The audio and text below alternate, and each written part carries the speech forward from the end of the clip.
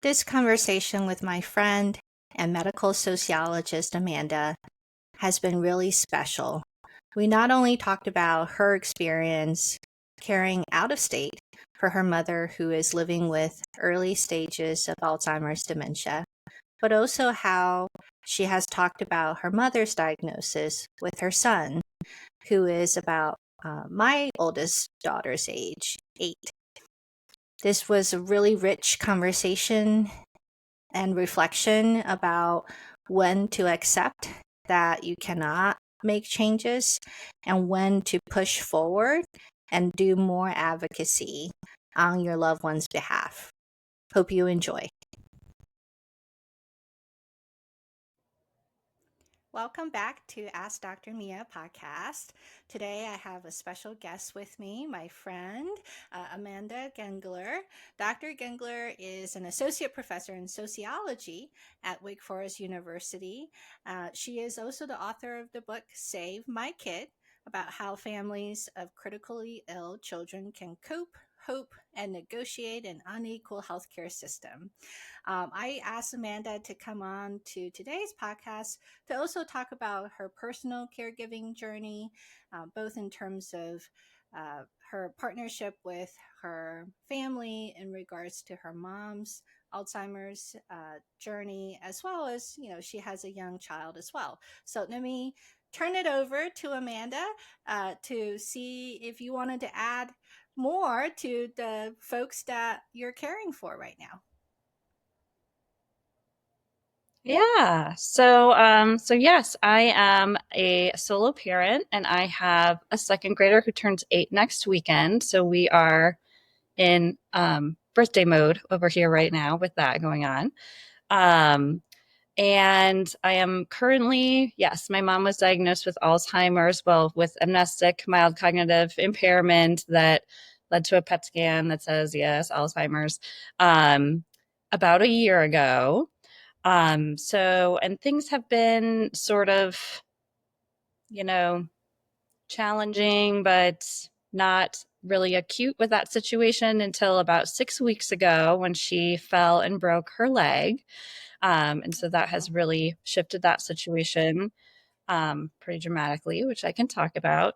And then prior to that, before my son was born, my father was diagnosed with a glioblastoma brain tumor. So at that time, that was another time in which my parents, I grew up in Minnesota, so that's where my parents were. I was living in North Carolina during both of these situations. And so sort of trying to help navigate the medical system and help guide medical decision making and all of that, mostly from afar. Since I didn't have a kid yet, when my dad was ill, I had a lot more flexibility to go back and be physically present. And now with my mom, that's a lot more challenging. I have a kid in school. And so my brother's doing a lot of the on the ground work, but trying to do as much sort of logistical support as I can from behind the scenes. Yeah, that's definitely complicated, and I certainly know from personal experience and also talking with other sandwich generation caregivers that the two parents are different in terms of their needs and your relationship with them. So tell us a little bit about this recent fall and kind of what kind of things have changed. Mhm. Yeah. So she Valentine's Day night, she had actually gone over to babysit for my brother that night and came home and just went into the basement to get something. I don't think I was paying a lot of attention to the fact that she also had an osteoporosis diagnosis, but of course, as a medical sociologist who teaches about aging, I'm very well aware that a fall is often sort of the beginning of a big new phase in aging and end of life care. So when I got the call from my brother that she had fallen, she had broken her tibia, she was going into surgery pretty immediately. I sort of braced myself for what would be ahead. And we started, the first few days, you're just sort of dealing with the immediate surgery. She's in the hospital, trying to figure that out. And then pretty quickly, we were in the situation of like what's going to come next. And so I think that initially my brother thought he might just need to stay with her for a few nights. And, I was pushing a little bit more for like, can they get her into a transitional care unit? Um, and so so there was a lot of sort of complications at that time. Um, but ultimately, she was sort of deemed not eligible to go to a transitional care unit. And so, my brother has already been missing a lot of work, just being at the hospital and dealing with things. So I started trying to coordinate like other relatives, like, so at least for the first 5 days, who could stay at home with her and trying to pull that schedule together. And then it was just sort of like a sort of like, what will this look like when she goes home? What will she be able to do? What won't she be able to do? So that period of uncertainty, I can say, was rather difficult for me as a planner to, want to kind of figure out like what's the long-term plan here. And I would say there was sort of a lot of back and forth during that period about, what's going to be workable. And she probably does. Even the hospital, I finally reached a social worker at the hospital, like, why can't she get into transitional care? And like, what are we supposed to do? She also has dementia. I don't know how safe it is for her to be home alone with a broken leg, if we can trust that she won't try to do things that she, wouldn't be safe for the leg, and so on. And, they encouraged us to start looking into assisted living. I don't think that's quite where my brother was at with things at that point, but he started to shift in that direction. So I then started trying to coordinate with a local organization that's kind of, I think it's similar to A Place for Mom, but it's sort of a Twin Cities specific version of that. So I spoke with them about options. We were trying to find somewhere that would be really close to my brother's house to make it easier for him to check on her a lot. So we found a pretty good option. And then there was a lot of, it was tough to sort of deal with a lot of, not everyone was on the same page with whether this was the right path, she should go there, what the cost, concerns about what the cost would be. Whereas my perspective was, we don't really have a choice. We need to get her there. This is how much these things cost. Yes, there's a lot of sticker shock, but this is what it costs. So long story short, we did ultimately get her in to, she agreed to go to the assisted living facility. My brother really framed it as, like, we're just doing this for while your leg heals. We need you in a place where you can have the apartment in assisted living is much more accessible. There had been a day the week before that we had started to leave her alone for longer periods of time, but she had gotten her wheelchair jammed in the bathroom. So she was kind of stuck in the bathroom until my brother could get there and, Oh my. help her get out. So, That's been a really lot. trying to say, and yeah, sort of in the background of all of this is that she's not really willing to admit that she has dementia, and that's another reason that she probably shouldn't be in her home, um, in addition to the broken leg. So both the social worker I spoke with and, of course, the marketing director of the assisted living facility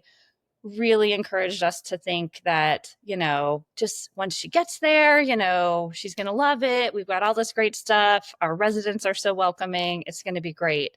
And that is not how things have played out so far. She is pretty insistent that she's going to go Okay. home as soon as her leg is healed, and she's really has a hard time understanding how long that's going to take. We have to continually reinforce it's 3 months of non-weight Oh bearing. my. It's 3 full months. Wow. And she'll think, look, the incision is healing. It's going to be better soon. So, and then one other wrinkle right before, and one of the reasons I think my brother sort of was willing to say, yes, we need to go to assisted living, is that he and his family, and he has 2 young kids, had a vacation Mm-hmm. planned that they really wanted to be able to go on. And so, there's really no way I could have managed the situation from afar while they were gone without her being somewhere that she at least has, a pendant with a button to Mm-hmm. push if she falls down or she gets stuck or otherwise has a need. Um, but she did get an infection right before her incision got Mm. infected. A few days before he left, she had to have a second surgery to Oh have it cleaned gosh. out. He was able to take her that just before he left, but now I've been sort of trying to make sure she takes all her medications during this week that he's gone, which has led to some resistance, to put it mildly. Yes, and I'm already impressed that you have been able to do so much coordination from out of state. And I don't know how much of your sociology, medical sociology background helped, or what kind of things would you say were things that you think perhaps others who are not sociologists or medical professionals need to know in terms of this type of care coordination? Yeah. So, oh, Mia, you're really breaking up right now. Oh no, I'm sorry. I've tried I have a Wi-Fi hotspot and I have my internet, but are you able to hear me now? Now you're Okay, better. Yeah. okay. I Yep. Now you're apologize. better. But can you repeat the last Yeah, question? It was getting pretty yeah, garbled. yeah. No Yeah. problem. No I problem. was just gonna. I was saying that with your sociology background and the fact that you've done a lot of research into how to navigate uh, this terrible healthcare system, what do you think are things that you're doing that perhaps others who don't have sort of the sociology or the medical professional background need to know? Yeah. So I am not myself a medical professional, but because I have done so much research in the medical arena, my book is about families who are coordinating care for critically ill children. And I was interviewing families, but I was also just spending time with them, both sort of at the Ronald McDonald House where many of them were staying and hearing them talk about plans of care, but also going to the hospital with them, spending time on the stem cell transplant unit. So I sort of became immersed in the world of medical terminology. And so I'm able to sort of communicate with my moms and earlier with my dad's healthcare providers sort of at a different level than maybe some of my other family members are. And I think that certainly comes in handy at times that I'm able to do that.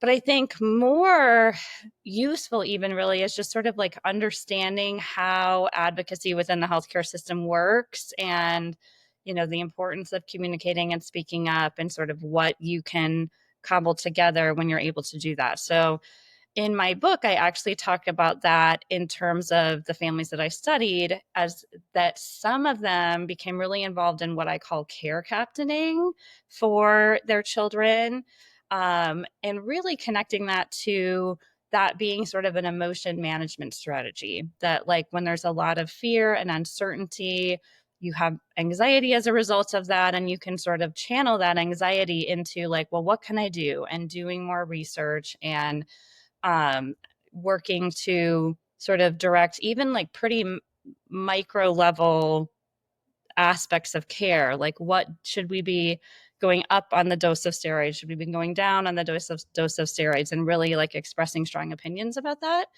And so certainly in the situation with my dad, I was really following that path pretty extensively, finding out like, okay, well, here's what the options are. um, Glioblastoma is unfortunately a pretty cut and dry fatal tumor. Mm-hmm. There's not a lot that can be done. It's about 14, 15-month life expectancy. Um, but I did, like, well, what clinical trials are happening about this? Who's understood to be the experts? And I was able to sort of shake the trees a little bit. And, he did travel from Minnesota to two other medical centers to sort of explore other Mm-hmm. options. And, that did lead to some, if nothing else, it sort of gave us the reassurance that we were doing everything that we possibly Mm-hmm. could. And that was something I heard a lot from families too, that they felt better when they knew, when they could feel confident that they were doing everything possible on behalf of their loved Mm-hmm. one. So, in the situation with my mom, it's a little bit more of a standard. She has Alzheimer's, she has a broken leg. There's not a lot of extra care captaining that I need to do sort of on the medical side, but certainly being able to communicate the importance of taking the antibiotic and, um, so just sort of like um, if I sort of think about this past week when I've been sort of the only Mm-hmm. one in charge, so to speak, of my mom's care, just figuring out like, okay, why is she only getting showers once a week? She should probably be getting bathing assistance more than once a Mm-hmm. week. So figuring out like, okay, I need to figure out who the nurse coordinator Mm-hmm. is so that she can then contact the physician to get an order put in for her to have twice a week bathing assistance, through the home health agency that has been coming to the home. When she was in the hospital, knowing like I was really having a hard time sort of getting information without being Mm-hmm. there. And, my mom not really being a reliable person who could convey that information. So I would call, and then anytime someone would come in the room, I'd say, put me on the phone with that Mm-hmm. person. And then I can sort of start figuring out like, oh, okay, yes, we want to put in an order for home health. That's yes, that is what we need, right? um so in terms of what someone else, kind of without that medical background can do, I think it's asking a lot of questions and feeling comfortable speaking up. And I think from my perspective also of teaching a course on care work, what we know about care work is that it is very emotionally Mm-hmm. intensive. It involves a lot of emotional labor. It's invisibilized, so people don't pay much attention to all those little details like the number of phone calls involved in getting a second shower added to the schedule, Yeah. right? It's undervalued because it's deemed women's work, and women's work has historically been undervalued. So it's undervalued both from like sort of a symbolic standpoint and certainly from an economic standpoint of what we pay and recognize of people who are doing the work.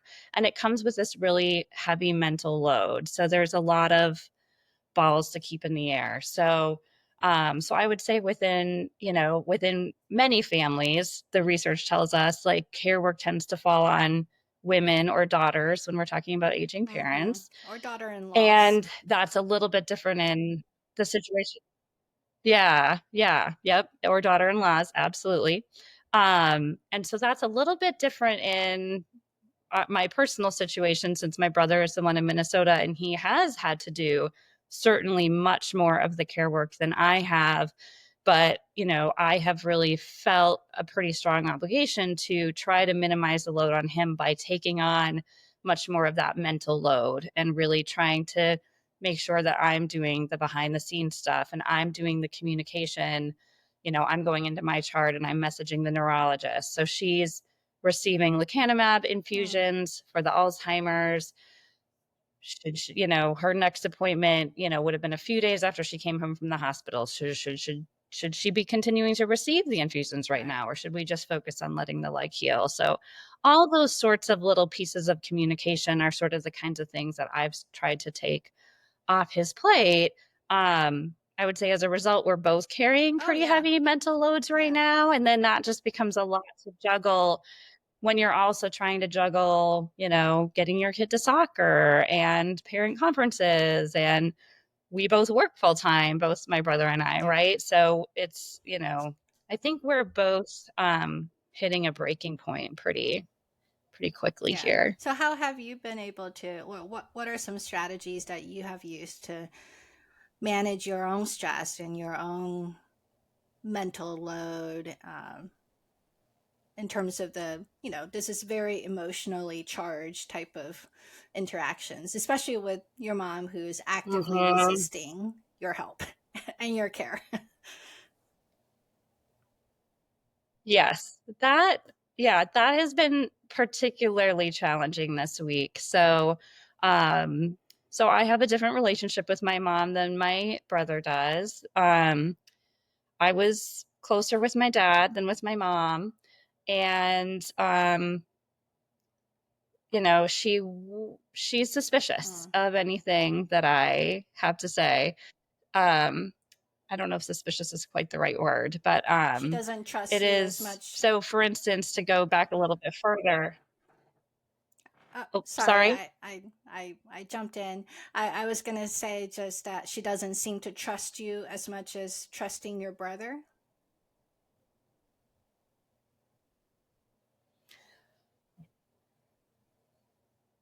Yeah, I'm sorry. It's getting garbled again. So I think I understand the question if you want me to just try to respond to it. Yeah, I just was just validating that it sounds like she doesn't trust you as much as she trusts your brother.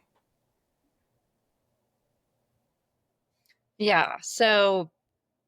Um, so, so when it comes to the medication, you know, he's probably been a little bit less, strict about it than I would be, but you know, he's checking now every day to, you know, he's kind of setting her up with a plate of pills and checking to see if they've been taken at the end of the day. And before she got the leg infection, you know, he thinks that like first of all, she was on a 3 day, 3 times a day antibiotic. And at one point she just said, I don't want to take medications 3 times a day. I'm only going to take medications twice a day. Mm. And well, that's not the way a 3 times a day antibiotic works. And your incision is not looking good. And the doctor wants you to take this 3 times a day. So he was the one kind of dealing with that. Once the infection happened, the second surgery happens, I became pretty strongly suggesting that we need to make sure she is taking this now 4 times a day stronger antibiotic on a very regular schedule. Suggested that perhaps we should have the assisted living facility administer it. She was very resistant to paying the extra cost that would come with them administering the medication. So before my brother left on his trip, I proposed that she take take her medications 4 times a day with me on FaceTime. Mm. And she sort of, you know, was like, "Oh, sure, fine." Like anything to avoid having to pay the money for the facility to administer Hmm. it. So the first time that I called, she seemed surprised and a little not thrilled about it, but my son was on FaceTime with us, and so she did it. I sort of knew that the 10 p.m. phone call was not going to go well. And boy, did it not go well. Oh. The level of animosity expressed towards me in that phone call was pretty stunning. And my brother's flight, I think, hadn't even taken off yet. He was still at the airport. And I was like, oh, how are we going to do this for another week? Um, so I had to kind of regroup after that because there was no way I could subject myself to that sort of situation 4 times a day for the whole week. So I spoke with an aunt who was going to visit her on Monday to kind of check in. And we sort of decided that, you know, this might be a situation where we just have to kind of let the chips fall as they may. And maybe that will provide some clarity over like what structurally needs to be in place. Um, so, but from the standpoint of sort of coping for myself, I would say I've really just had to talk to a lot of friends who sort of understand the dynamic that I'm dealing with and how frustrating the situation can be. Luckily, I have a therapist who's very helpful as well.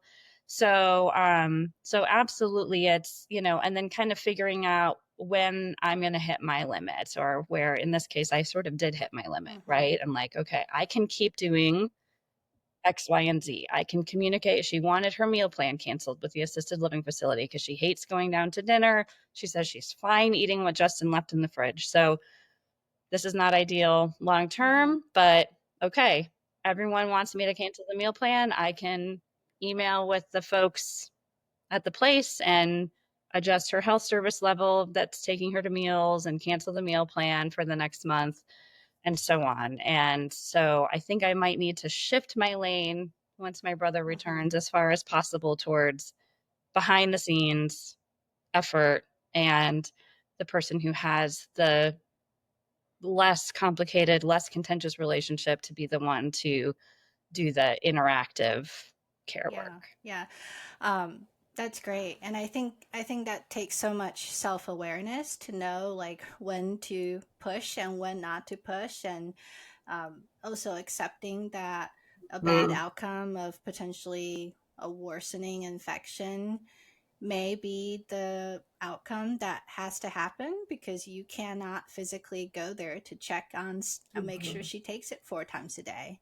Um, and I know you mentioned earlier that Mm-hmm. when your son was on FaceTime, she sort of had a slightly better behavior than when she was later in the night when you called her. Mm-hmm. So tell us like Yes. how is your son's relationship with your mom? How does she think of your son? You know, Mm-hmm. tell us more. Mm-hmm. Yeah. So, she is my son's only grandparent because I'm his only parent and my dad died before he was born. So, he's pretty invested in his relationship with her, and he knows that she can be um he was on Sunday, he was saying, because he heard me telling some friends about what had happened the night before, Mhm. and he said, Grandma Irene is really being quite jerky. And I was like, yeah, she is kind of being a jerk. We can't say that to her the next time we talk to her, though. Um, and when she first broke her leg, and I told him, Grandma Irene broke her leg, he did start to cry. He was very upset. He was really worried, like, when we visit this summer, will she be able to play with me? And I said, I'm not sure yet completely, but I'm pretty sure Mhm. yes. And now, since she has moved to this assisted living facility, unfortunately, I really do fear that that is going to be not a long term plan. She is pretty insistent at this point that she is not going to stay. She's very insistent that she's going to drive again. I personally don't think she should have been driving from the dementia standpoint before the broken Mhm. leg. I unfortunately was the one in the hospital who broke the news to her that she wasn't going to be driving with a broken leg, which I'm not quite sure why that wasn't apparent. It is her right leg that is broken. Um, but I got to deliver that news. Well, you certainly won't be driving with the broken leg. Um, but she is, when my aunt went to visit, she was I will be driving again. I will be driving. So at any rate, back to my son, he also would like to think of her going. He likes Grandma Mhm. Irene's house. So he would like for her to be back at her house when we visit in June. So so I've had to, there's been a couple times on FaceTime where he starts to ask, and I'm going like making the hand motions like, stop, do not ask this question, do not bring up this topic about going home, because we really do not think that's feasible. But yeah, she's pretty insistent that that's what's going to happen. So yeah, so it's been interesting. And then just as I sort of consider my own, position in things, the extent to which I can set boundaries is limited when, I'm also trying to facilitate their ongoing relationship, and understanding that it is, and maybe being one of the few people in the situation who recognizes it to be very time limited at this point, Mhm. that there's actually not many months or years left where he'll be able to, where she'll even necessarily recognize him. So really wanting to kind of protect that for him a little bit right Mhm. now. It's obviously made me really have to rethink our summer plans. We were planning to visit for a week. Being in Minnesota is not always the easiest situation for me to be in. And now possibly I'll be cleaning out the house and we'll need to be there for Mhm. longer. Or even if that's not the situation, this just is a window of time for him to spend with her before she continues down this path of dementia, where his time with her will be even less, rewarding for him. So, Yeah, and that's such a yeah. hard thing for you to hold in your heart and mind, because even though your relationship with your mom is complicated, as my relationship with my mom was complicated, I also had a Mhm. similar awareness that my children's Mhm. time with my mom was limited, and I was right, and that we made a lot more trips than I probably would have otherwise made if it was just Mhm. myself. Yeah. And what Mhm. have you told your son about your Yeah, mom's memory absolutely. problems? Yeah. So one of the maddening things about all this for me is that both of her parents had dementia. Whether it was both Alzheimer's, I think is an open question. She also had a sister who had frontal temporal dementia. So there's a lot of dementia in this Hmm. family. Her mom actually died before I was born. She had it even earlier than Wow. her. But my grandfather had dementia, when he was in his 80s, but I was, in elementary school. So I had known him as sort of like a sweet, loving guy who knew me when I was little. But by the time I think he died, I was maybe in middle school when he died. And for several years before that, he was in a nursing home.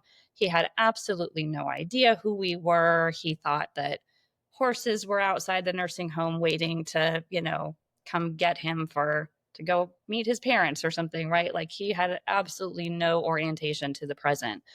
So I have used that experience to sort of help try to explain to my son that this is the path that we're on, and that this is sort of what we're preparing for, that there might come a time when Grandma Irene won't know who we are. Mm. We're not there yet, but right now she, the place that we were at even a year ago, actually I'd say a year and a half ago, she would ask us the same question over and over Hmm. again. She was here around, I think it might have been Thanksgiving break. And, so Matthew, when do you go back to school? Or no, it was New Year's. It was the January. So when do you go back to school? Do you go back to school on Monday? Like, nope, I don't go back till Wednesday. And then 5 minutes later, the Hmm. same question. And he did start to get impatient. Like, I just told you Hmm. that I'm not going back to school until Hmm. Wednesday. So I would try to encourage him, like, nope, that's not helpful. We're just going to keep answering the question. We're just going to keep calmly answering the question. And, to just kind of try to help him understand that trajectory. Like, here's where we're at now. Right now, she's asking us the same question many times in a row. We're going to get to a point where she might not know who we are. And that doesn't mean that she doesn't love you anymore. Hmm. That just means that this disease is taking over her Hmm. brain. And I think has a little bit extra foundation for understanding that because of what I've told him about my dad and the brain tumor, and that was one of her very early exposures to understanding what death Hmm. is, was understanding, like, why is Grandpa Dale not here? What happened to him? Well, he died. Well, what does it mean to die? Your body stops working. Why did his body stop working? There was a disease in his brain that made his body stop working. Hmm. So really kind of trying to use that same framework to help him understand the situation with my mom. Yeah. That's been, that sounds like it must be hard to also talk about sort of over and over and kind of break it down into very concrete terms, in terms of, that she may not recognize you. Mhm. How did he respond to that, or does he seem like he Mhm. was okay, because you made it sort of an expected future? Yeah, I think, we've always from a pretty young age talked really, I teach a class on death and dying. I write about this stuff in my research. So I'm pretty committed as a person to trying to make space for these kinds of conversations and to try to destigmatize sort of the Hmm. taboo around talking about, death or other hard things or grief and so on in, our otherwise death phobic society. So we've always had these sorts of conversations. And so I think he's used to them being pretty just matter of fact. There's no questions that he can't ask, there's no feeling he's not allowed to have. And so, so luckily, this was not the first Mm-hmm. time that we were having we'd had so many other conversations like this about my dad, about, what could happen, any fear that he has about what could happen to me and why it's very, very unlikely that that will Mm-hmm. happen to me at any time in the near future. Mm-hmm. But then being able to introduce like, okay, well now we are on this path with Grandma Irene, but it's not happening right now. It will happen in the future. Gotcha. So yeah, so I'd say he was able to roll with it pretty well. And kids in general, like when she broke her leg and I delivered that news, he became extremely upset for a little while. And we just kind of sat in that space and I let him cry and validated how upsetting it Mm-hmm. is that this happened and that he might not be able to have exactly the same kind of engagement with Grandma Irene this summer that he's had in previous summers. And I mean, probably 20 minutes later, he's off playing Mm-hmm. again. So, which of course is what we know about how kids process hard Right. things is that they don't stay in it for super long. And Yeah. that's good. I think as adults we forget that kids have, just a short attention span, and that they're not constantly necessarily thinking about grandma dying, which we might be thinking about, but thankfully they're able to, Mhm. refocus onto Right. Right. something that's Yeah. more fun and play. So I think that perhaps the last question for that I have for Right. you Right. is that, what did you find surprising about this recent journey or recent changes in terms of her care or your relationship and being her care partner?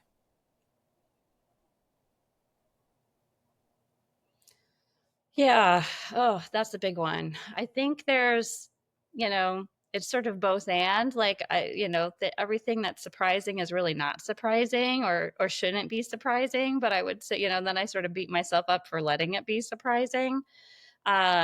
I would say one thing that comes to mind is just in general, as somebody who it's been really challenging as somebody who, studies death and dying and aging and just medicine from a social standpoint in general and help other people. In my death and dying class, my students have to engage in end of life planning. They don't actually have to go get paperwork notarized or anything, but I strongly encourage them to do Mm-hmm. that. So when my mom was first diagnosed with Alzheimer's about a year ago, I started pushing really hard on, is the power of attorney Mm-hmm. updated?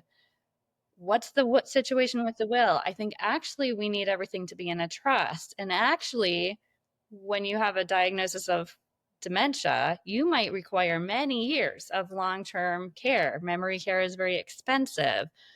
What is what's the financial situation around that? My mom owns this little farmhouse that she grew up in that, has was passed on to her, that she's, up until this happened, she still enjoyed going down and spending weekends at. My brother enjoys going down and spending weekends in this little farmhouse in the middle of nowhere. I don't know that it has any real Mm-hmm. value economically, but I do know that we could be forced to quote sell this farmhouse before she would qualify for any long-term care support if we didn't take financial strategies to protect that house. So I tried to raise that early on, and that was, a year ago, and none of that is in place. Mm. And that's been hard for me because my identity is kind of invested in like, I'm someone who knows how this works and I know what should be Mm-hmm. happening and I should be making that happen.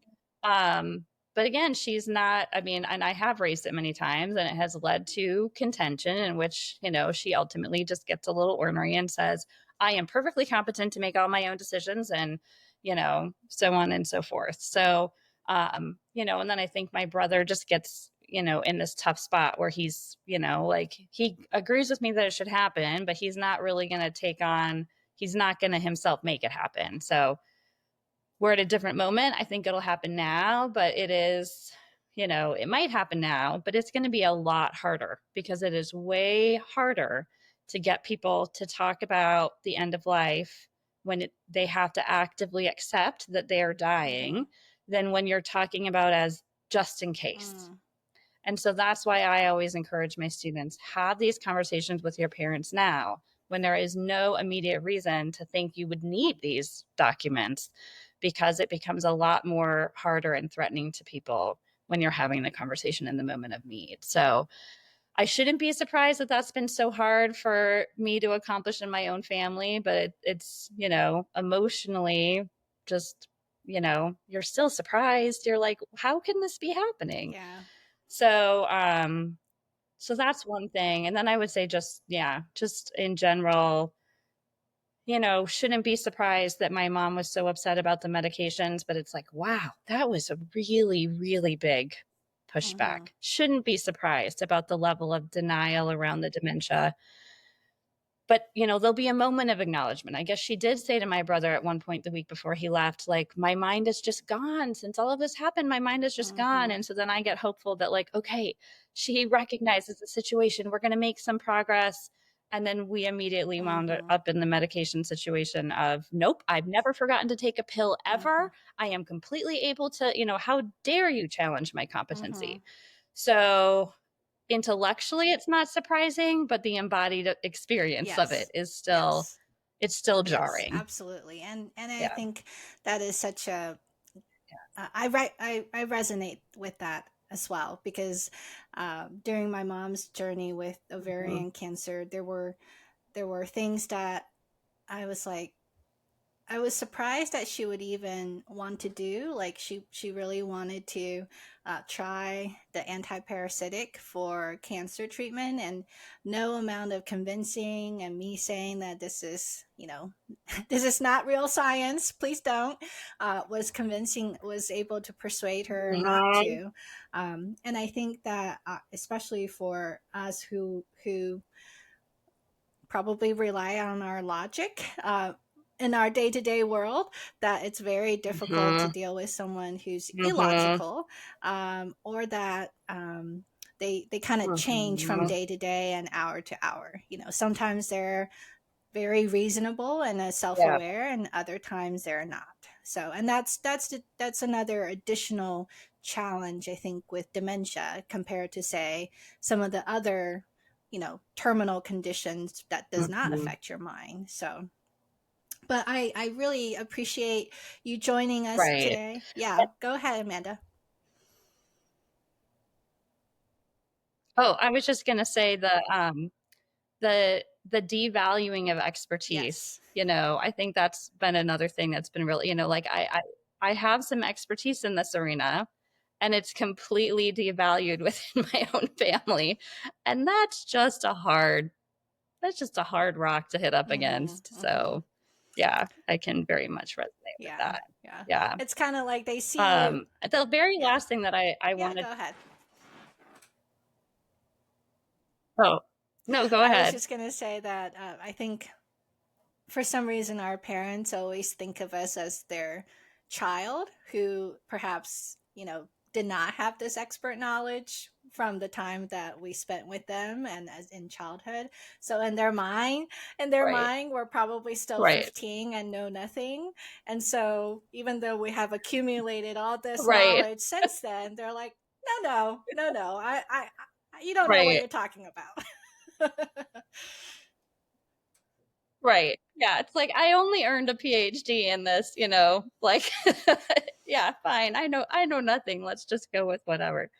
Um but yeah, I think the last thing I wanted to say just from the sandwich generation standpoint, that's been really hard for me personally is just, I think losing a parent or going through the end of life phase at any point in life is a really hard transition for anyone. But I think it's extra hard when you're crossing that threshold before most of your peers Mm, are. mhm, And, I was 31 when my dad was diagnosed with glioblastoma and 32 when he died. I am 43 now. And most, or at least very many of my friends and colleagues have healthy parents who are still providing Mm-hmm. childcare, who are going on vacations with their Mm-hmm. grandchildren, who are visiting, you know, they are just inhabiting a completely different universe than I have inhabited and that my son will inhabit, Mm-hmm. right? And I know you have had that Yeah. same experience, Yeah. Mia. And that is just really hard.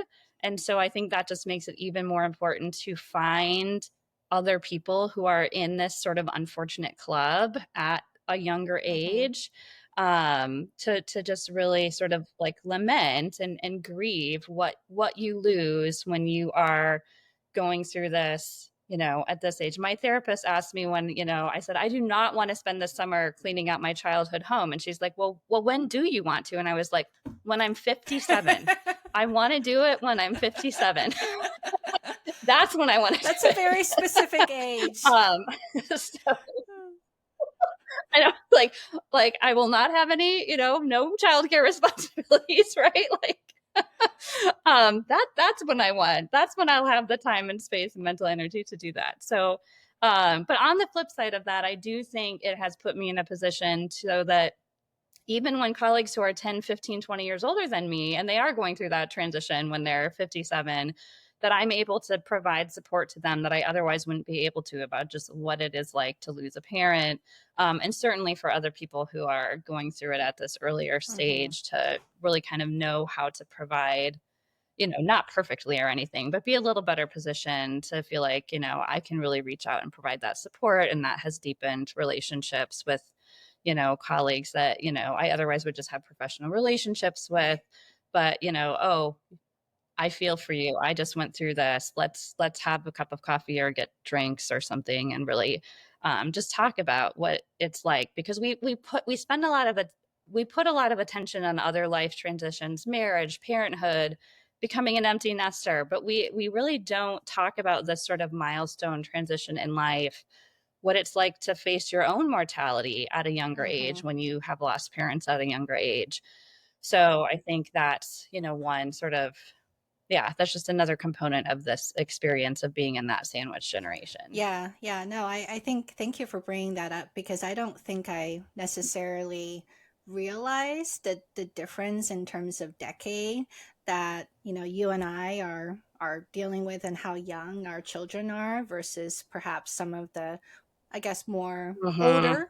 older sandwich generation folks who might have their own grandchildren at a time that they're losing their parents, which was Right, definitely the case for, say, right. my Very my true. grandparents had me. I was already born at the time that my great Right. grandmother died, and that's just such a different Mm, stage of yeah, life compared to losing your parent yeah. young. Yes, And I think it's a yeah. uniquely vulnerable transition, and I'm really glad that we're able to have this conversation today. And we're going to wrap it up here, but if you feel like this conversation has helped you or validated your experience as a sandwich generation caregiver, please share this episode with others and leave me a review on your podcast platform, and talk to you next time. Thank you.